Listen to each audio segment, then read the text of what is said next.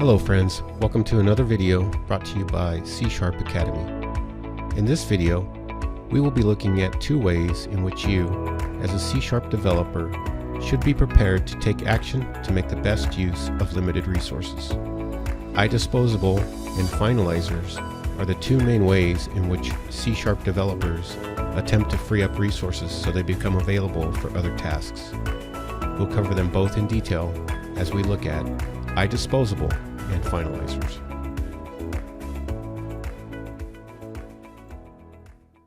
Memory management in .NET is automatic, and that's great. We just create objects, use them as needed, and then they fall out of scope, and eventually the garbage collector comes along and sweeps up the memory that they occupied. Memory management is not the same thing as resource management. As a professional developer, you need to make responsible use of resources, and if you think automatic garbage collection will take care of it for you, then you are misinformed, and you might run the system out of resources. IDisposable is the pattern provided by .NET for deterministic resource management. It allows a developer to say, I'm done with the resources that this object owns, so free them up right now. Don't wait for garbage collection or some other automatic process and hope that the resources will be freed up. Do it now, because these resources are limited and I don't need them for this task any longer. Finalizers are the non-deterministic feature provided by .NET for freeing up unmanaged resources. They provide a way for a developer to implement an automatic release of valuable unmanaged resources in case a consumer of those resources didn't take the time to release them on their own. IDisposable and Finalizers are easy to get wrong. There are a lot of misconceptions about them, and there are quite a few things you have to do to get them right. And to get them right, you really need to have a good understanding of both of them, because there's direct interplay between the two. In this video, I will demonstrate the purpose of IDisposable and how to properly consume IDisposable objects, the purpose of Finalizers and their basic implementation, and implementing the standard IDisposable pattern, including Finalizer interactions. Let's start by looking at the purpose of IDisposable and how to properly consume an IDisposable. Here I have a simple console application which I'm going to use to demonstrate what's involved in consuming an IDisposable. The limited resource that we're dealing with on this example will be database connections. The goal of this simple app is to load the table names and record counts from a test SQL Server database into a dictionary. Let's walk through it. I'm using Dapper for mapping query results back to objects in my application. Dapper is a great NuGet package to get familiar with. I'll cover it in another video series, but for this example, I'm just using it for convenience. Here is the dictionary with a string key to store the table name and an integer value to store the record count. At the top of main, we will call a helper function to get a connection to SQL Server. And all the helper function does is read the connection string from the app settings section of Configuration Manager and then return a newly opened connection. Back in main, we use our connection to query the information schema, which is SQL Server schema for metadata about the database, and we get the list of all table names from the tables table in the information schema. We then for each over the collection of table names and call add table count for each table in the database. Add table count is a small function which queries the database for the number of records for the table name that has been passed in, and then adds an entry to our dictionary with the results. So let's run this application, and we'll see that it's going to crash because we are going to run out of connections. Even though it's not obvious from the outside, a SQL connection is provided from a pool of connections. By default, a SQL Server connection pool in .NET will have a pool size of 100 connections. My test database has over 1,000 tables in it, so as this application runs, it's going to exhaust the connection pool. And this is a great illustration of the need for IDisposable, and it's also a great illustration of the burden on the consumer to properly consume an IDisposable. In this case, we did not properly consume the IDisposable and our application is crashing, so let's fix it.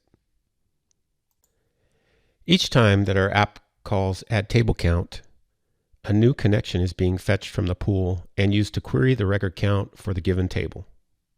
And at the end of the add table count method, the local variable for our connection will fall out of scope and no longer be referenced by our application. And eventually, the automatic garbage collector will come along and sweep up the memory used by that connection. But for our application, that's not good enough. We need a way to free up the actual database connection immediately because we're done using it. We need deterministic release of resources. The garbage collector can clean up the memory later, that's fine, but we can't live with these connections being tied up. And if we F12 into SQL connection, and then F12 once more into its descendant class DB connection, then we see that it implements IDisposable. And if we F12 on IDisposable, we see that it's a simple interface with just one method, dispose. And its intended use is that when called, it should free up its resources. So, back in our add table count method, we'll add a call to dispose and run our app again. And this time, our app completes just fine. So there you have an excellent example of the purpose of dispose on the IDisposable interface. It gives a consumer of the IDisposable a way to tell the IDisposable instance that the consumer is done using it and that it should immediately free up its resources. So the takeaway here is that if you are using an IDisposable object, then you should take that as a signal that that object has some valuable resources, and you should do what you need to do with that object, and as soon as you're done, you should call dispose. And you can't rely on the garbage collector to do it for you. The garbage collector does not even know about IDisposable. Nothing will do it for you. It's on you, and if you don't do it, you may run the system out of resources, just like our example did. There is a small, not so fantastic safety net in the form of finalizers, and we're going to cover that later, but it's not a very good safety net, so it really is on you to call dispose. So calling dispose is important, and as we just saw, calling it manually does work, but there's a better option in the form of the using statement and the new using declaration, which was just released as part of C# 8. Both of these options are better than calling dispose directly because they add exception handling behind the scenes, and they ensure that dispose will be called even if an exception occurs. First off, we have the using statement, which has been part of C# for a long time. With the using statement, you create one or more instances of IDisposable objects within a parenthesized block, and then you either associate a single statement or a block of code with the using statement, similar to how an if statement works. You can create multiple IDisposables in the parenthesized block, and you can also use multiple using statements with the associated code. Because the using statement has to be directly attached to the block of code using its IDisposables, they sometimes don't lay out so well for actual code. So C# 8 introduces the new using declaration, which allows you to simply declare your variable as normal, but you can put the using keyword at the beginning of your variable declaration. In this case, since there is no requirement for an associated section of code, the behind-the-scenes call to dispose will happen at the end of the scope in which the variable is declared. So you can have some control over when that happens by creating scopes as needed. It should be obvious, but I will point out that both the using statement and the using declaration will only work on classes that are IDisposable. So now we know the purpose of IDisposable and how to properly consume IDisposables, but what if you are writing your own classes and those classes use limited resources? How do you implement IDisposable on your own? Well, before we can get to that, we should talk about finalizers, because if you don't understand finalizers, then the standard pattern for implementing IDisposable is going to seem a lot more confusing. If you understand finalizers, then the standard pattern for IDisposable will make a lot more sense. A finalizer in C# is an optional method which, if implemented, will be executed as part of the garbage collection process for an object.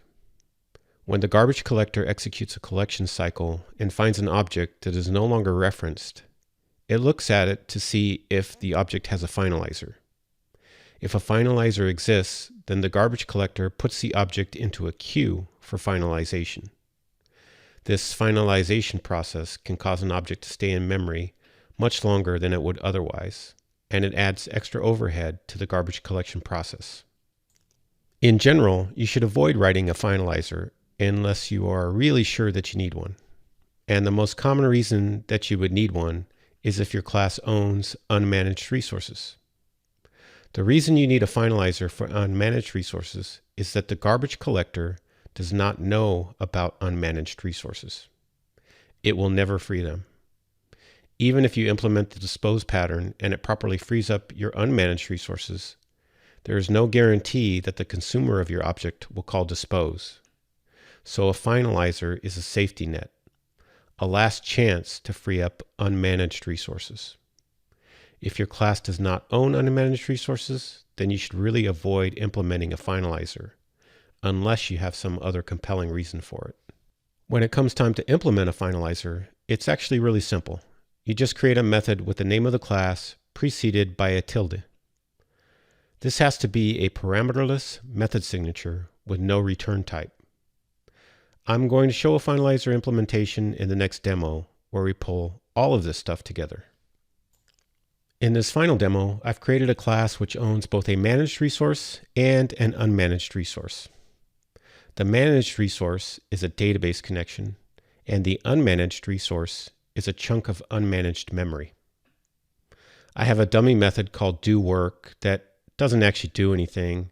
It's just a representation of the fact that you would probably call some method to do something with the resources that the class owns. The class currently does not implement IDisposable, and it has no finalizer, and it does not even attempt to free the unmanaged memory at this point.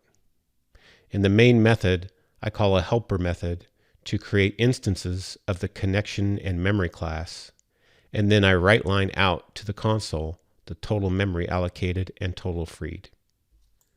Let's run the app for 50 instances of the new class and see what happens. So the app completes and it does not free any memory. And if I run a query in SQL Server, I can see that all 50 of my connections are still open as well. If we run the app with 250, then we'll see that it crashes because it exhausts the connection pool. So as it stands, we have bad resource management because we have not implemented anything to free the resources. So let's start fixing this bad resource management with IDisposable and finalization. Let me start with the finalizer. To keep things modular, I've added a private method, freeChunk, to free up the unmanaged memory. And I have a Boolean test to make sure that if the method has already been called, then it won't try to free the memory more than once. Then I create the finalizer, and I simply call the freeChunk method. Now let's run the app again for 50, and we'll see that at first look, it appears that the finalizer is not working because none of our memory got freed up. But you have to remember that garbage collection and finalization in .NET is not deterministic. We don't control when the garbage collector frees up objects, nor when it runs finalizers. Now, you should not do this in practice, but I'm going to force the garbage collector to run for our example, just to illustrate that the finalizer is actually working fine. I do this by telling the garbage collector to collect all generations, and then to wait for finalizers to finish, and then to collect again. And now if we run the app, we see that the unmanaged memory is completely freed up. But you can see this is not an ideal situation. We would rather have the freeing up of this memory be deterministic, so that a consumer can tell the object to go ahead and free up its resources immediately. And we still need to clean up our managed resources, the database connections in our example. So let's go ahead and implement IDisposable on this class. Now, the standard pattern to follow when implementing IDisposable is actually fairly confusing. It involves implementing two dispose methods, but I think what we've covered so far, along with some further explanation, should make it much clearer what this standard IDisposable pattern is actually trying to accomplish. Rather than talk about each piece of the IDisposable pattern as I implement it, I've gone ahead and implemented the whole thing so that we can easily see it as we talk through it. And the real key to understanding the standard dispose pattern is to understand the motive behind this protected virtual dispose method. There are two reasons for this method.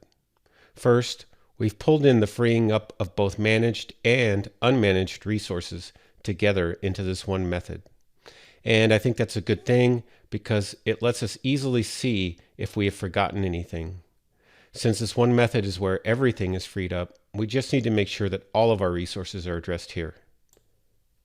Second, and probably more importantly, making this method virtual allows us to implement a class hierarchy and allow each level of the hierarchy to free up the resources owned by that particular level.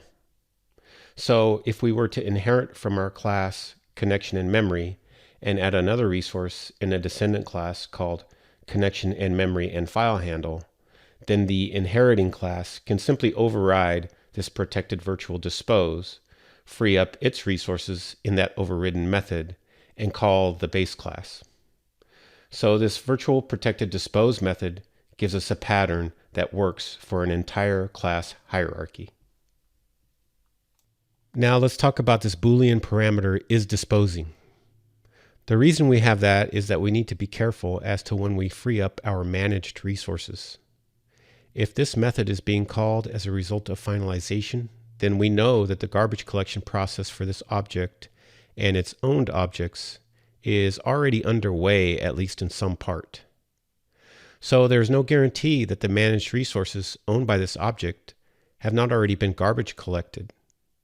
So what we do is we take our hands off of managed resources and just leave those to the garbage collector at this point. So that's all the Boolean does. If we are being called from the finalizer, then it's hands off of the managed objects. If we're being called from the dispose method, then we go ahead and free those managed resources. And in all cases, we free the unmanaged resources. Because even if this object is being finalized or garbage collected, we have to handle those unmanaged resources on our own. The garbage collector won't do it for us. And now let's take a look at the public dispose method, and we'll see that it's minimized down to just 2 lines. And all we do is call the private dispose, passing in a true that yes, we are disposing. And then very importantly, we tell the garbage collector to suppress calling the finalizer for this object, because we have already taken care of everything. So not only does calling dispose make the freeing of resources deterministic, it also improves performance because our object won't get put into the finalization queue by the garbage collector. And the garbage collector will be able to free it up sooner with less processing needed. Now that our class properly implements IDisposable with finalization, we can change our consumption of the class to properly consume it with a using statement. If we run our application, even for 250, we will see that even without the forced calls to the garbage collector, our unmanaged memory is freed up and our database connections are freed up as well. Notice that in this case, we have a finalizer, but the finalizer is never actually called because we are properly calling dispose and suppressing finalization. And that is a best practice. We want to avoid having finalizers called. So that's the standard dispose pattern with finalizers. And I think these examples should help clear up some of the confusion about why it's laid out the way it is. Even though this implementation of IDisposable and finalizers is working pretty well, sadly, we are not quite done yet. We have 2 more things to do. First, calls to dispose should be idempotent, meaning there should be no side effects if dispose is called multiple times. Just in case dispose happens to get called more than once, it should properly realize that it has already done its work and not try to do it all again. So just protect the call into dispose with a local Boolean indicating that it's already happened, so just return. And finally, there is a very unfortunate and somewhat impractical recommendation when implementing the standard dispose pattern for completeness and safety, and that is to protect all public properties and methods with a check to see if disposal has already happened, and if so, throw an object disposed exception. But let's be real here. If you have a class with dozens or more public properties, are you really going to do the busy work to implement the hideous boilerplate coding to put those protections in place? Personally, I wouldn't lose too much sleep over it in most cases. I mean, the consumers of these objects do need to take some responsibility in how they are used. And if you are using properties on a disposed object, you probably have issues with your implementation anyway. But if you do have a situation where this disposal checking is necessary, you might consider using a tool called IDjanitor. IDi is a family of weavers that weave in extra instructions into your code to do tedious implementations automatically for you.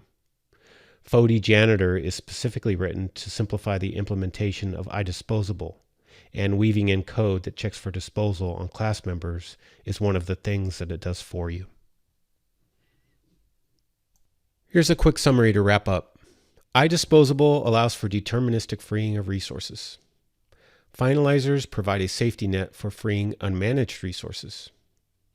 Actual execution of finalizers should be avoided by calling dispose, which, if properly implemented, will suppress finalization. The dispose pattern appears complicated and confusing, but if you understand the interplay between finalizers and dispose, it's not so confusing after all. To close out, let me say that I find the IDisposable pattern and the burden it puts on developers to be very disappointing. I think it's one of the worst parts of .NET. Recently, however, some comments from Microsoft indicate that it's not likely to change, so it looks like we just have to live with it. No development platform is perfect, and this is one of the few warts in C# and .NET, which is generally a very well-engineered and clean environment. So from my perspective, I can live with it in exchange for all of the other great features I get in this environment. Thanks for watching, and we'll see you next time on C# Academy.